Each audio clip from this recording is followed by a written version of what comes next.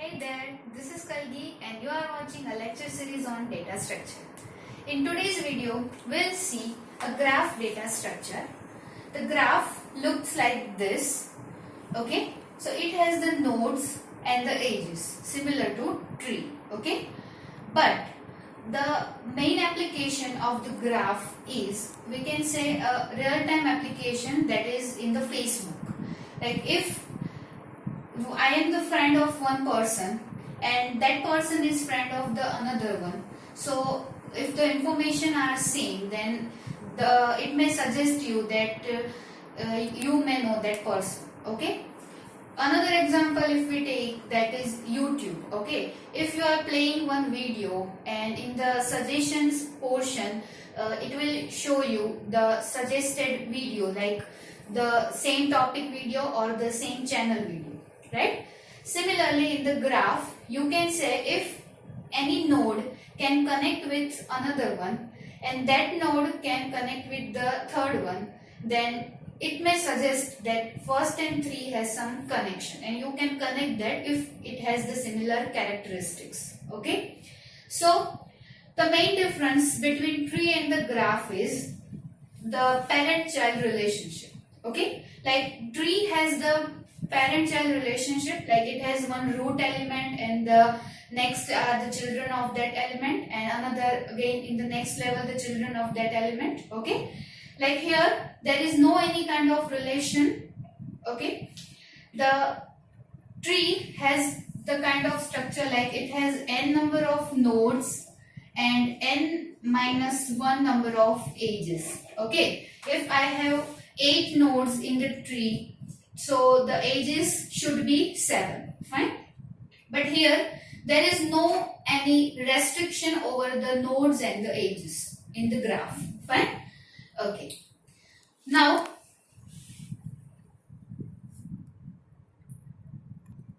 you can say tree is a special kind of a graph, but graph is not a tree. Okay.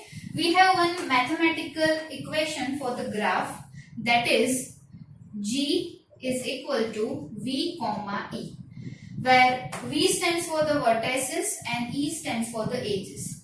You can say here these are the nodes of the graph, or I can say vertices of the graph, and the connection between those nodes or the vertices are known as edges. Fine?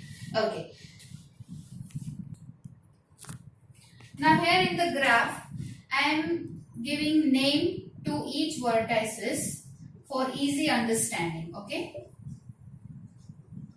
like V1, V2, V3, V4 and V5. So in this graph mainly we have 5 vertices and 1, 2, 3, 4, 5 and 6 edges. Okay, in this graph.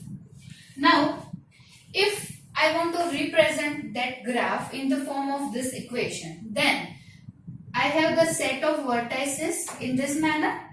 Also, I have the set of edges. Okay. Like in vertices, I have to write the name of the vertices. Like here, V1, V2, V3, V4 and V5 is there. Okay. Now for the edges, we have 2 types of graphs according to the edges. Fine. Okay.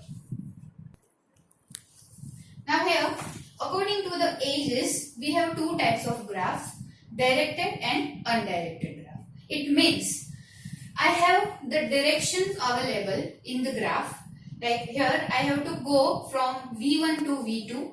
Okay, so the head pointer of this arrow indicates the destination node or the destination vertices. Okay, here also V1 to V3.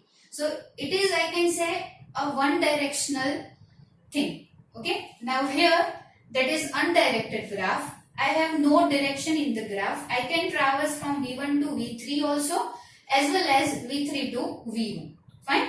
Okay. So this is the difference between these 2 graphs. Okay. According to the edges, I can have the 2 types of graphs. Now here, as I have discussed with you that graph has some mathematical equation like this, V comma E, where V is the vertices and E is the set of edges. Okay. Here I have V is equals to total number of vertices or the set of vertices, I have given the name V1, V2, V3 and V4.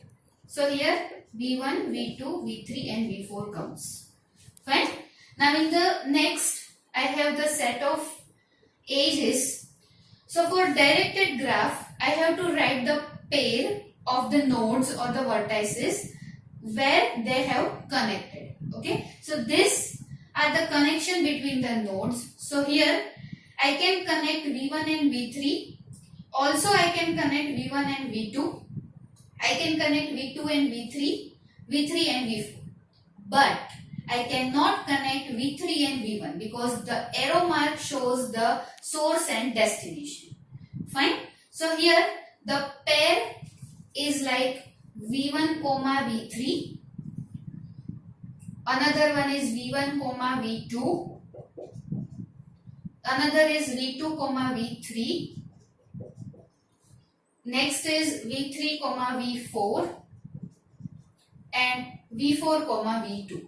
Okay.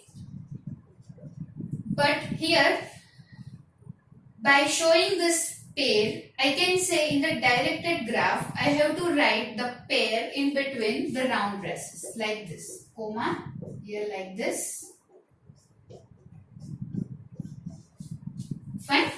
In here in the undirected graph, again I have the set of vertices that is same as directed graph because the vertices, name of the vertices are same. Fine. So V1, V2, V3, V4 and V5. Now in the next, that is set of edges. Here I can traverse from V1 to V3. Also I can traverse from V3 to V1 because it is undirected. There is no any fixed direction. Fine.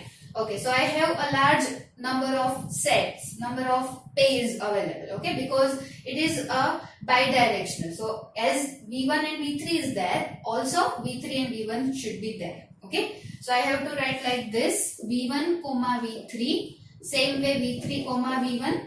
Same V1, V2. Similarly V2, V1. Same thing V3, V4 and V4, V3. Likewise, you can show all the pairs related to this nodes or this graph. Fine. Here, all the pairs should be in the curly braces like this.